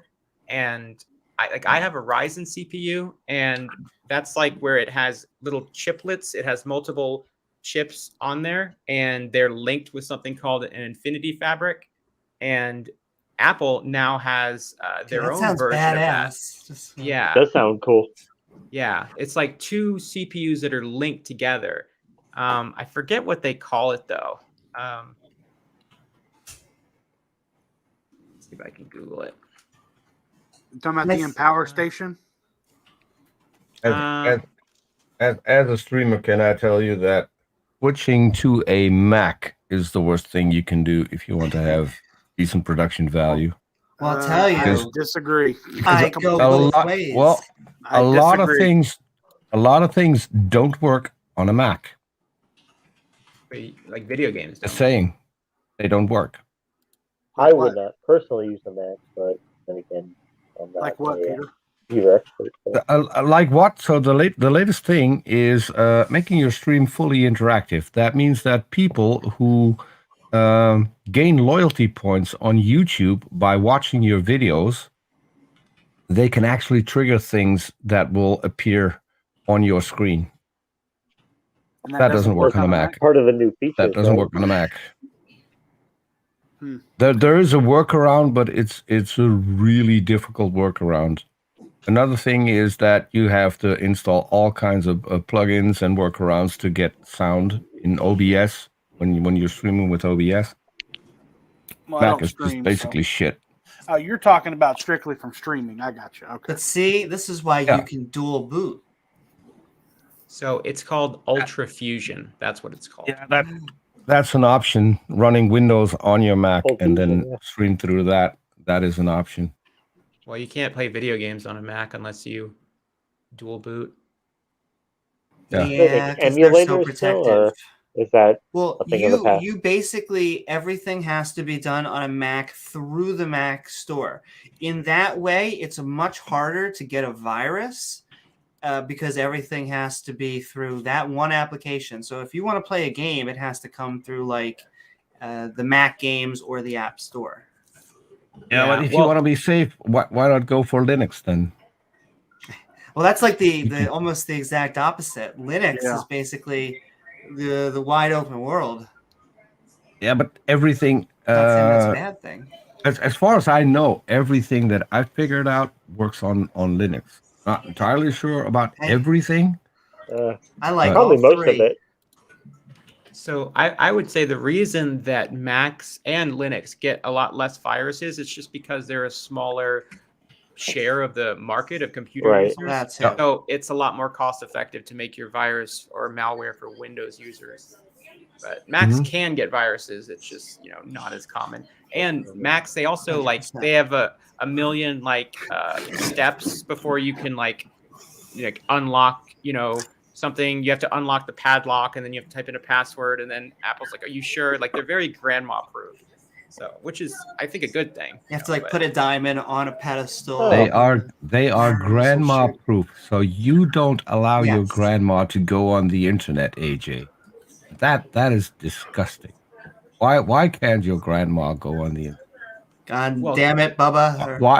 Why would you want a grandma proof computer and then annoy grandma? I mean, it's grandma proof from her installing something malicious. She could still use Facebook, but okay. Yeah, they have all these safety checks. That's even worse. Getting your grandma on Facebook. That is the equivalent of hate. If you really want to see something interesting, look up My Favorite Martian and look up Grandma. That sounds familiar. It's when I first saw my grandfather on or look Facebook up a few years back. A great band called Grandson. It has to be a great band because I'm a grandson. There you go. See? Aren't we all though? Aren't we all? I'm loving this Jerry Nolan character in chat. Jeremy Nolan? Yeah, he looks like a troll. All I saw was atheist religion. That's all I need to know. Yeah. Yeah, Jeremy Nolan is the guy. I think I fucked his mom. Oh yeah, I remember that in your comment Yeah. section. Yeah. I How love was it? how we're like, oh yeah, we know what you're talking about. Was it good? I've had better. Sorry. Okay, and Ian Davenport sent, I think, $5 Australian for a super sticker. AJ, Thank you, Ian. it's already on screen. I did it again. I'm like Britney Spears. I was thinking that exactly. Well, yeah, I can't use the pop-out chat thingy. So Free AJ. But I can. Oh, okay. Well, it's on. I would have to make you full screen again, so I'll just do that. Free Atheist Junior. That and it's dollary dues, not Australian dollars. You have to get that right. I fucked up. I was thinking that, but I didn't say it. Like, why not? $500 dues, Tobias. What is it? It's a bootable offense. As Simpsons episode. Look, I've had a boot enough of this. You'll be fined 500 Hovinds. Have any of you ever seen a YouTube channel called Badlands Chugs? Yeah, that guy's disgusting. Nope. No, I haven't. Oh my god! I think he's interesting. It's gross what he does. What kind of content is it? He drinks just, very large amounts of food and drink. He just chugs, he'll chug like 9 cans of Mountain Dew out of a big DOS boot. A gallon of soda. So an intellectual channel. Yeah, pretty much. And he's I actually watch a couple professional eater. Professional eater channels. Yeah. I've never seen that one. Yeah. Oh, what? You need to do a deep dive. I only know the guy who wears fancy suits. It's the only one I've ever seen. It's the guy who dresses like a 1920s gangster. And you've seen Kobayashi before. I don't even know names, but they're probably wonderful. Well, okay. The reason I say you know Kobayashi, he is a Japanese kid, and he was, I think, like 24, and he whenever he came on the scene, he ate like 47 hot dogs. He won it like 5 years in a row, didn't he? Yeah, he not only destroyed the record, which was like 24 or 25, he obliterated. That's amazing. He beats the record for fitting things in my mouth over me. Wow. Hello. Oh, he's giving you a run for your money. I know. Well, now the king is Joey Chestnut. I think his latest one is like 56 in 12 minutes. It's like, oh my God, that's so ridiculous. 56 hot dogs. It's a lot of wieners in your mouth. Kobayashi, he would dip the hot dogs in it. He had a cup of water. He would dip it, and he was like skinny. I'm going to correct you. That's not what he did. He was. It's going to sound so bad. He would double pipe the hot dogs, then dip the bread in water, and then That's literally. that's and he's not chewing much at all. Yeah. I got you. But so basically, exactly as nature intended. Exactly. Yeah, it's quite a sight to see. It's crazy. It's crazy. It's amazing.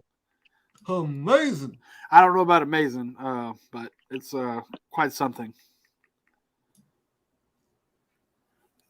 Well, I gotta say, Gizmo was very pumped during the debate. He was excited, right, Bo? My neighbor had a dog named Gizmo. Aww. Okay, I lied to you guys. I'm gonna change what I said. Joey Chestnut ate 76 hot dogs in 12 minutes. Jesus fucking Christ. The right amount. Yeah, that is unreal.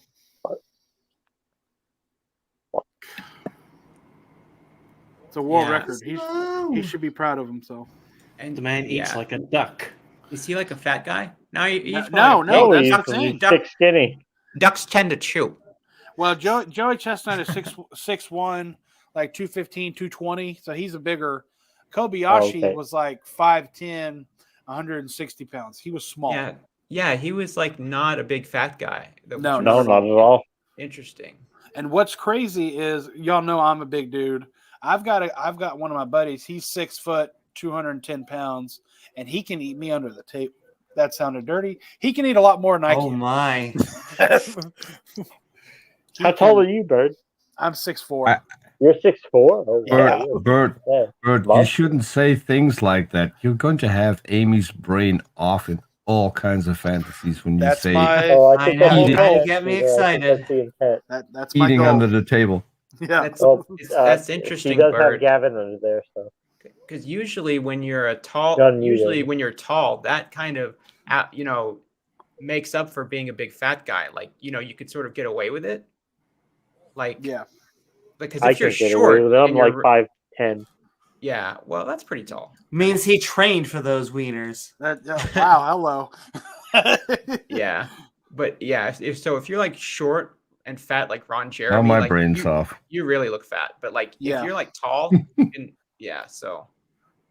But you have no excuse. You could be, you could win in a fight with a lot of people because just by being like a big dude, I'm a lover, not a fighter. Well, hence the eating under the table. Yeah, thank you. Oh my! The amount of double entendre is wild. But I mean, Bird eats a vegetarian now, so that's true. Yeah. True. Ever since the flood. No wieners for me.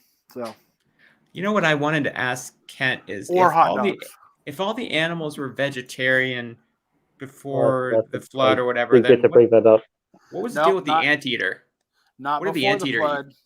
During the flood. True. Yeah, but what about the snake? What I would want him to ask is does he agree that Noah's flood was the worst installment of the Darwin Awards? Because you've got all these people who have boats and don't get on their boats. Yep.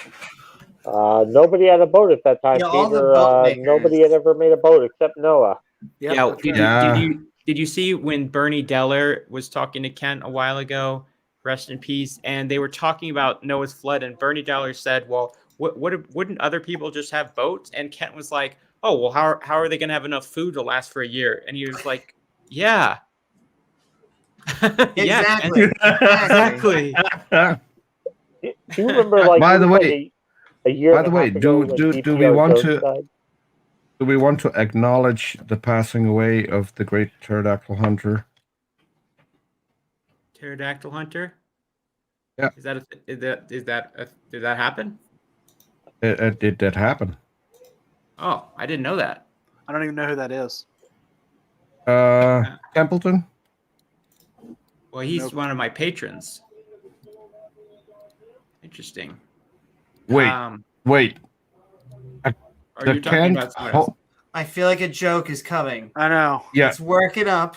Does he have permission? Pendleton. Sorry, Pendleton. John Morris Pendleton. The one you're saying he died? He died. John Morris Pendleton is dead? When? A few weeks ago. I was wondering because he wasn't responding to my messages anymore because I really wanted to be on one of his Zoom calls. You scared me, Peter. I don't speak Mexican, so his wife came Spanish? on his Facebook page and Spanish? with a whole thing. Yeah, they speak Spanish in Mexico. Yeah, you said I don't speak Mexican. Well, it's a dialect. I mean, and I'm Dutch. I don't care. Every language that isn't Dutch isn't actually a language. Easy, Peter. Easy. It's all double Dutch to me. Yeah. I have lots of Mexican friends, Peter. You know, English has their roots in one of the Dutch provinces. That's where English came from. Sure. Oh, we're regarding it as a weird dialect. Yeah. No, I have a patron named Pterodactyl Hunter. So I was like, what? Ah, okay. No, so Yeah, it's a good occupation. Bill Sardi too, you know. Bill Sardi? Yeah. Did I not tell you about that? No. Yeah, Bill Sardi. Kent was doing an interview. Oh, and yeah, you did tell me. Talking about COVID. Yeah. I think he definitely died of COVID, but yeah. Yeah. It really looks that way. If you track down what they released about his death, most likely COVID. Remember, folks, you may not believe in COVID, but COVID believes in you. COVID believes in you.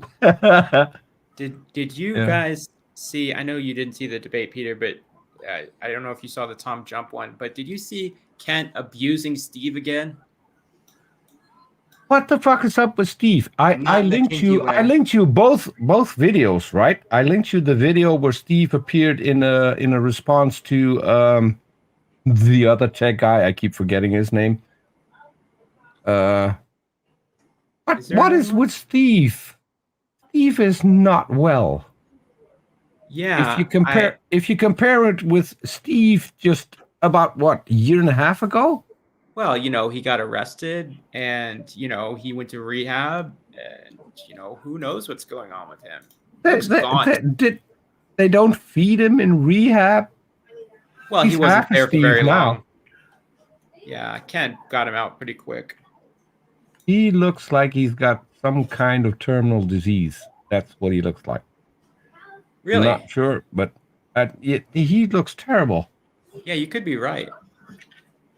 Interesting. And I'm not saying that I want to wish that on him. I mean, I'm still human. I don't want to wish that on anyone.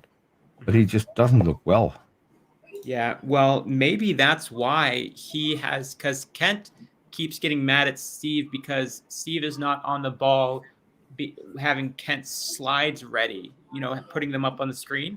And so Kent is like snapping at Steve, like, Steve, pay attention. You know what I mean? Like, and he's like, shut that thing off, So maybe Steve is not, all there. Maybe he's got brain fog from COVID.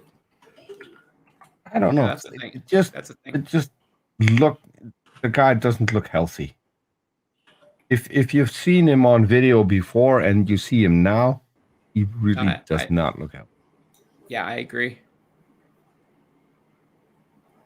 Did you see the little cameo I had in the skeptic video where it was like talking about biblical slavery?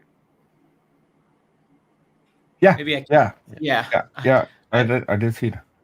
Yeah.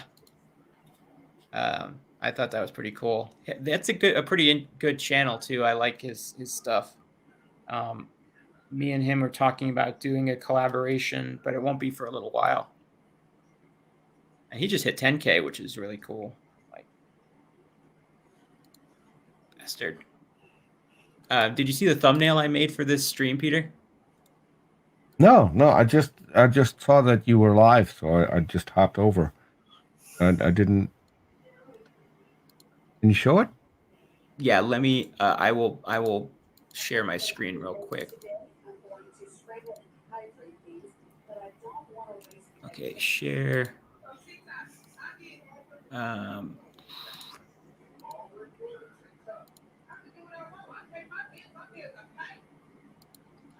we I go. like that.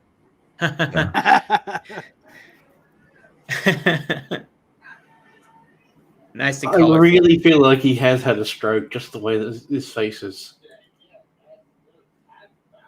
I like how calm James looks. Or, considering the rumors, someone's eating him under the table. Oh my! Hello. Well, hopefully he gets to whack me off one of these days, because I've always been looked to those wrinkly hands for a bit of fun. Who is this God TV Radio? Is this true, AJ? Yeah. That's a notorious wife beater. Yeah. Of Brett course, Keane. Of course, Brett Kent is Keane. willing. Kent wants to debate everyone, but I'm not going to debate Kent because I don't want to fund Standing for Truth's bank account. And you also wouldn't want to show your face on that particular channel. How did I get time out?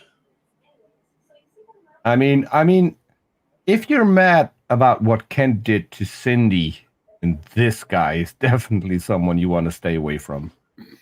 I mean, I already debated Kent, and I won, so I don't really feel the need to do it again because he's just going to say the same things over and over again. And really, it's just it's just a scam for Standing for Truth to make money. That's why they do so many of these debates. Not that I'm glad that James debated him, but I would love it if just everybody just boycotted debating Kent completely because it's like, well, what would he do? I just think that would be funny. I wish that would happen, but it won't. And I know Dr. Dan doesn't want anyone to debate Kent either. So this is you're pretty much caught between a rock and a hard place when it comes to that, because I agree you shouldn't debate Kent because of what we know now. On the other hand, if you want to reach young Earth creationists, one of the best things is to debate Kent. Well, I would love to give him a debate because I don't think he could handle someone like me. Yeah, I mean, a lot of people want to debate Kent, because he is. It's very frustrating to watch his videos and see how much he lies. You know what I mean? And he is very confrontational with atheists. He's constantly goading them. So in a way, I feel like in a little bit you're sort of playing into his what you're sort of giving him what he wants when you agree to debate him. You know what I mean? Because ultimately there's really not an actual point to it. I mean, sure, I just consider it to be entertainment. You know what I mean? But of course, you're not going to convince Kent. There's a possibility you can convince some of the viewers who could be on the fence. Most of them know they're going to say that Kent won the debate from the first minute. But I just feel like the debates, they were really good a few years ago, but now it's I don't really see it as appropriate. Well, what I think is people should stop debating Kent on SFT's channel. Yeah. Because what that is going to do is going to put money in his pocket so he can put out more stupid books. Yeah, I'd be happy to debate him on another channel, but he literally won't do it. So he won't? Kent will only go on SFT's channel. No. He said I will come to your channel. When he was talking about you, he said he would come to your channel. Yeah, he in the said same that. way that in the same way he said he would be back for a second round with Aaron Ra.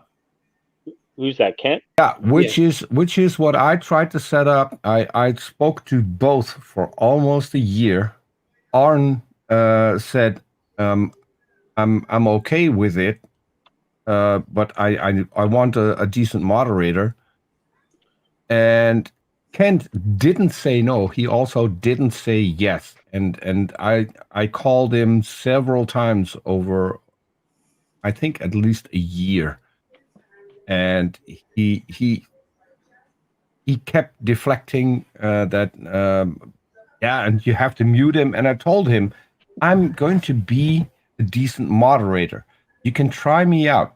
If it doesn't work, if you think that I can be a good moderator, a non-biased moderator, then you can just leave mid-debate.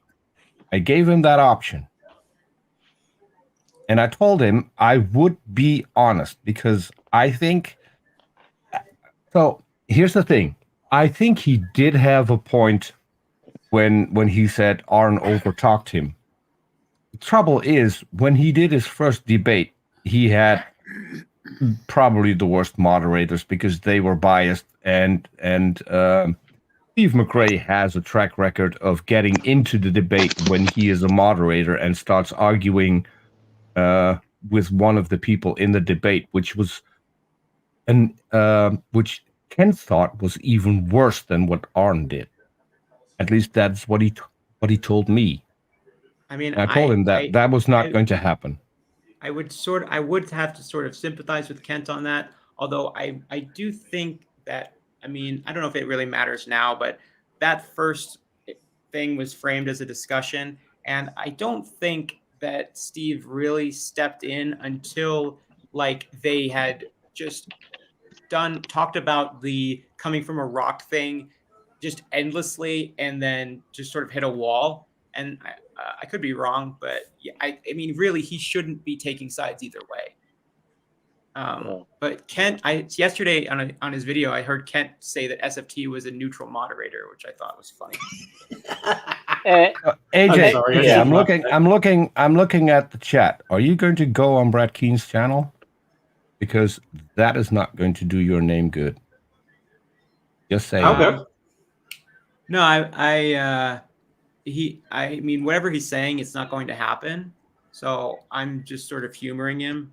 But no, I wouldn't go on that channel. Brett Keane? Well, he can get Kent on his channel because Kent has been on his channel, and I think that he's under the impression that you're going to show up, then you're going to be called out the coward.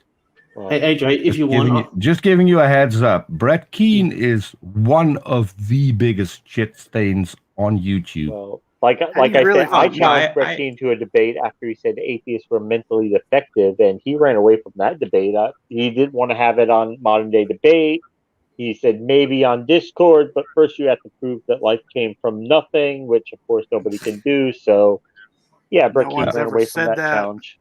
And Brett Keane is going to do the exact same thing that Steve McRae does. He's going to butt in, and he's going to make you look stupid. So whatever you do, not go on that channel. I have to admit, I coined Brett Keane. I deemed him the Forrest Gump of Christian apologetics, and I stand by that name. Yeah, I mean, he's only been back for a short while. Pretty much all of the atheists have pretty much banned him because he's notorious for beating his wife. He's been in prison for several times, beating his wife. And plagiarizing a poem and then saying he wrote it about his dead mother. And he had no cheese on his chili. He did do that. So that's pretty fucked up. Yeah. But no, I was under the impression that he had just like challenged me to debate him, and we never discussed anything about it being on his channel. He's in the chat.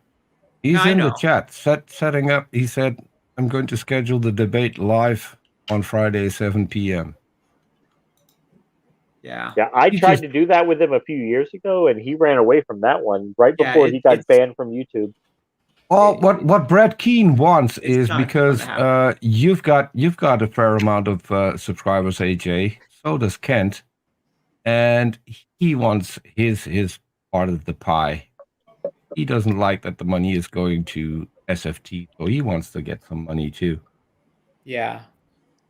Just don't do it. That's my advice. Obviously, I can't tell you what to do, but I wouldn't. Okay. Yeah, I just blocked him. Womp womp womp. I mean, all the shit he was just saying right now would have never happened anyway. But yeah. So Peter, do you remember like a week ago when I told you I was going to trigger Kent by having pictures of Arn Ra in the background? Well, it worked. Yeah. It worked. Yeah. He took the bait. I got him on that hook, line, and sinker. He saw that. He's like, oh, a lot of your stuff sounds like stuff from Mr. Larry Nelson, Arn Ra, the Sun God. Yeah, he took that. And I put the link in the chat and I said you can come in the stream right now, and neither one of these people did it, Brett or the other guy. Of course, Brett won't. Of course, Brett won't. He go back on the Smoky Saint channel, Brett. Go groveling back to him. Brett knows me. He's not going to get in a room when I'm present. Oh, he knows better than that, at least.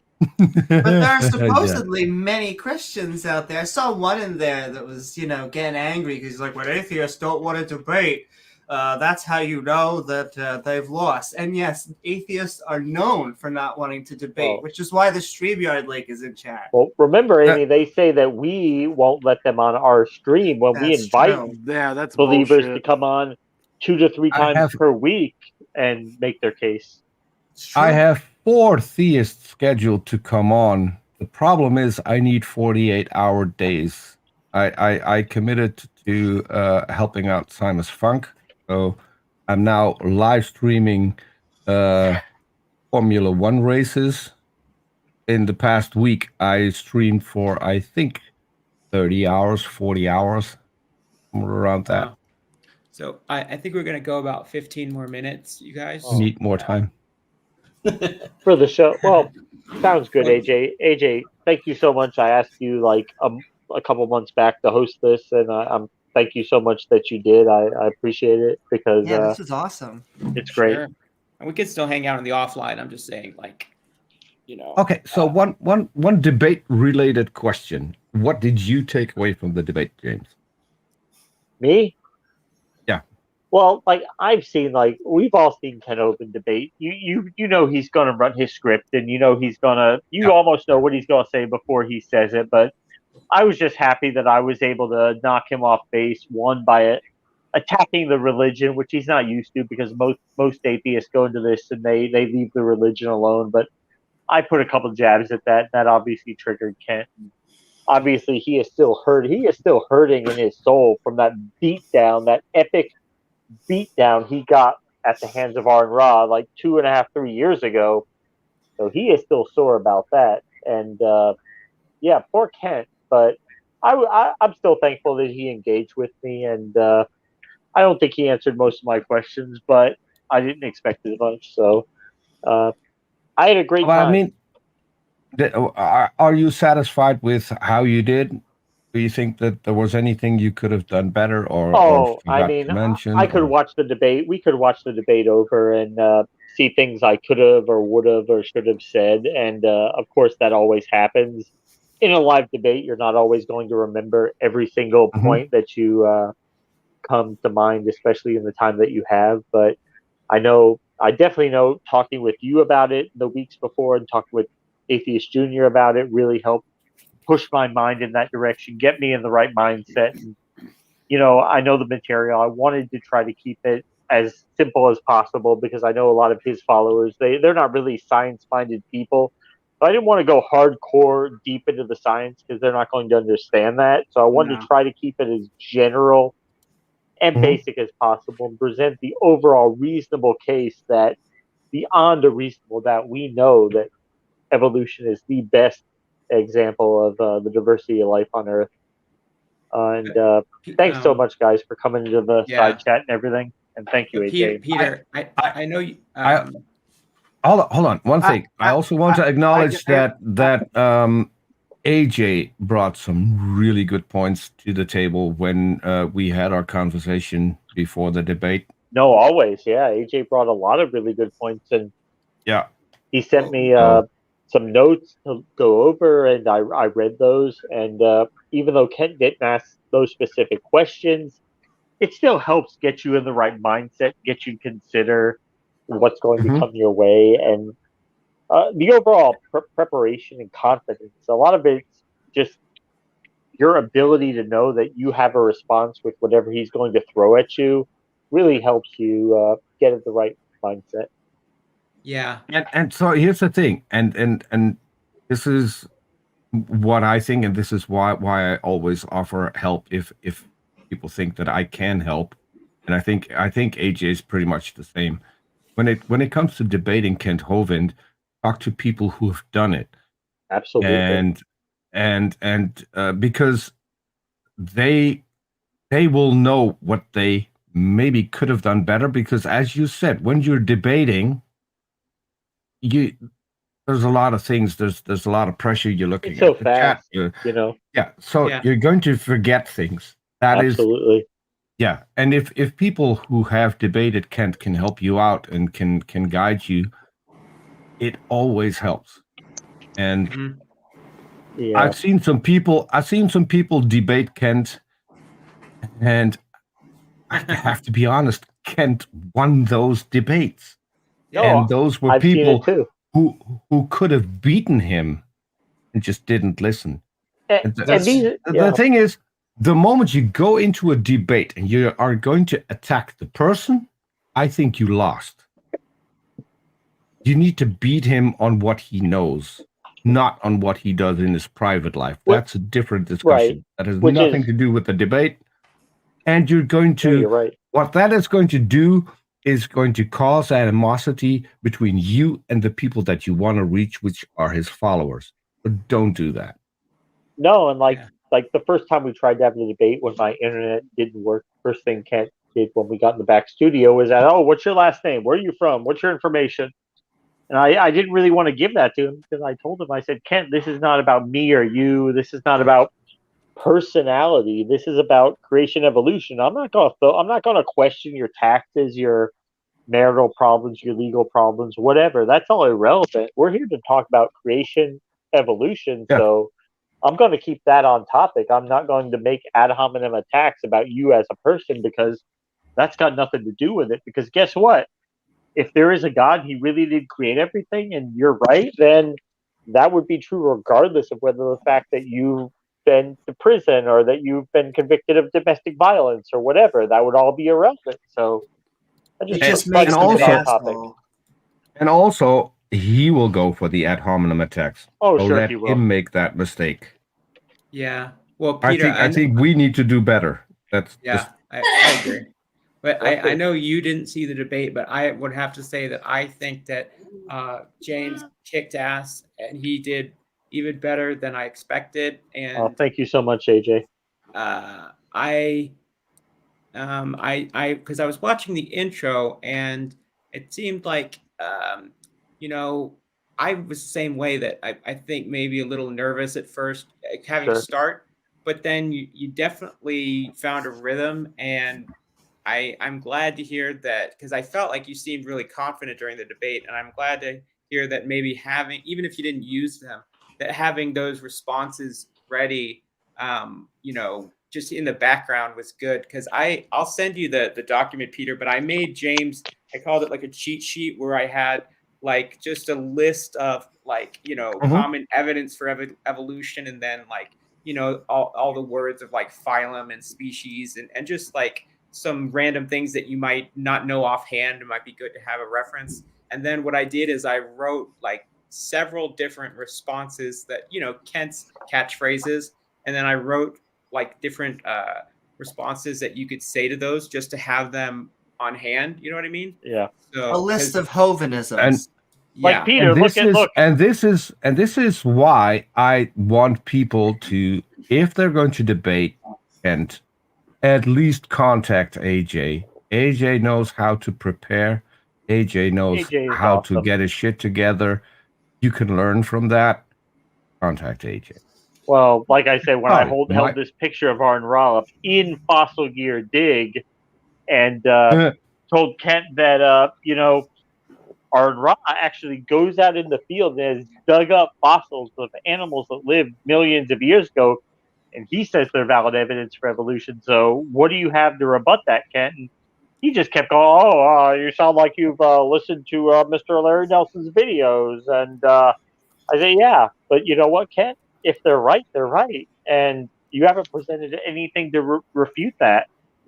Yeah, the funny thing was that I think he kept accusing James that Aaron had coached him for the debate, and I just was laughing at that because I knew that wasn't true. In all fairness, that's a compliment for the people who did. Sure. It is, because Arn Ra is one of the best atheist YouTubers out there. And even I told him, I said, Arn Ra is one of the reasons that, like, when I was questioning Christianity back in 2014 and I came across his videos, not that he's the only one I came across, Matt Dillhunty, and there's other Christopher Hitchens and Richard Dawkins. There's an assortment of people that I listened to and read books and papers from, but Arn Ra is one of the most poignant, one of the most direct people that I watched, and because he doesn't just destroy the science of creationism, but he attacks at the religion. Like, if you want to think that theistic evolution and whatnot, fine, but Arn Ra goes beyond that and says, no, even beyond that, we still have no reason to think there's a God. And all these years later, Kent still doesn't know what the phylogeny challenge is. He doesn't even know what phylogeny is. Of course he doesn't, because he would fail that as soon as he would face plan on that. But I noticed that he strawmanned it. Of course he did. Of course he did, because he can't take that challenge on. Oh, it's always this. And it's a good one. It's a good one that you asked about that, James. I mean, for me, it was a long time. So I got the chance to watch that video again. Oh, he said, I'll take Arn Ra's phylogeny challenge, but he really didn't even address it. So, yeah. He didn't know what it was. Even after Arn told him to watch that video and then to address it. I think he must have watched the video, because he in the debate back then, he did reference a few things that were in the video. He didn't get it. He is not smart enough, and this sometimes is a problem, because Arn is a guy with a pretty good brain. So he uses very smart guy. Yeah. He uses a whole different language than Kent does. So yeah, Kent might not just get that because he's not intelligent enough to get it.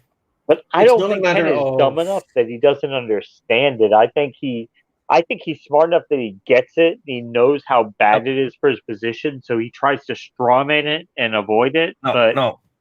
And for a part, that's true. But for most of the part, he's not intelligent enough to get it. And then he has to obfuscate and he has to deflect when it comes to that, when people are all holding his feet to the fire. And you can see that in a debate with someone who actually knows what they're talking about. Well, like on the science, I'm an amateur, he's not but I did my best enough on that, you know. And that's pretty much all you can do. Yeah, as I said, you're there. You're there not to debate Kent, not to beat Kent, because here's the thing: when you're going to debate Kent, you're going to debate a guy who has done this as a job for most of his life. Yeah, over so 30 his years, debate tactics, they're pretty much top of the line. That's not where you're going to win. What you need to do is to be convincing enough for people who are watching to sow doubt. That is all you need to do. Exactly, and I realize there's a lot of people out there who look at Ken Open and think, oh, he's a convicted fraud. He's a convicted domestic abuser. And yeah, I realize that. I'm not saying he's a great guy. I'm not saying I would go out and have a beer with him. but he does reach a lot of people. There are a lot of people who listen to him and agree with him.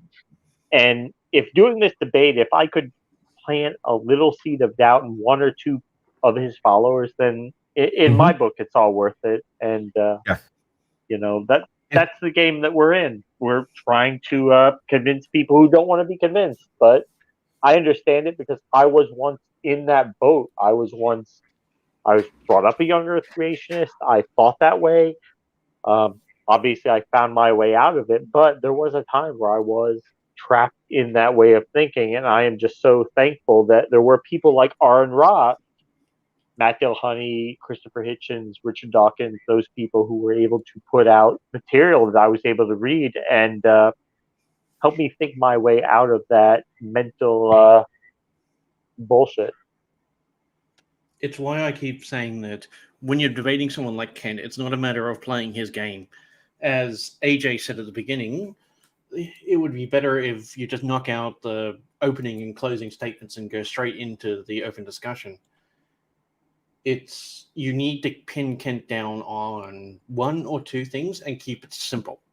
If you can show that he has no idea what he's talking about in just a particular topic and not allow him to go off onto 50, 60 talking points or use his slides, he will not look. They completely break his stride and he cannot present a level of professionalism. Which he accused me of gish galloping, which, I mean, that is pot calling the kettle black from Kent, who is the king.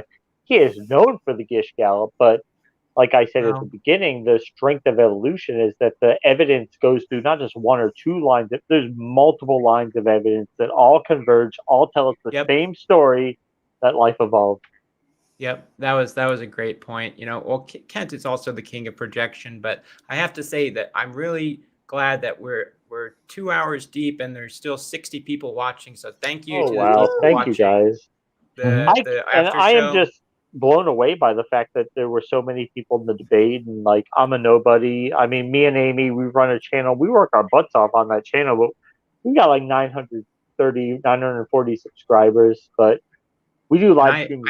I still go on there too. You do, and I remember when you had your first. That was your first appearance on a live stream, and you had like 120 subscribers at the time, and we are just blown away by how the community has embraced you because the content you put out is so good, and you're just such a great guy and everything, and that's how the atheist community is. We don't schism. We take somebody like you who is a great person, who's doing great work, and we lift you up, and we are glad that you are where you are. So, thank you so much, AJ, for hosting. And you're just generally funny when you attack Kent. That too. And can I say that people who are watching and who aren't subscribed to Amy Newman's channel yet, what is wrong with you? Because Amy does the most amazing Bible study on the planet. We just did one last night. Thank you so much, Peter. I'm just saying. And everyone's allowed to come on the panel. If you're an atheist or a theist, you can come on the panel. I do have to admit, the best thing about the Bible is if you use it to beat someone with, it doesn't leave bruises. Well, like I tell people, you come on the stream. Amy doesn't bite, but what do you have to say about that, Amy? Unless you're into that. Ooh, so if you're into that, unless you might have some teeth marks on you. Yep. Well, if you guys have any final thoughts, I just have one final thing to say. It is my trifecta of bingo. If you also had fairy tale for adults, you have won Young Earth Creationist bingo. So congratulations. Grown-ups, not adults. I'm so sorry. Of course. Well, I just want to thank everybody for watching the yeah, here's the producer. I just want to thank you so much, AJ, for hosting this great after show. I hope I did good in the debate. I'm glad with the feedback. I'm not perfect, but I did my best. And hopefully I will learn from the debate and get better in the future. But thank you guys so much for watching. Yep. Yeah, I have it pulled up. I'm going to watch it the moment this goes off air. Please do, So- Peter, and let me know if there's I will. anything you think I did really wrong. Send me a message on the Discord.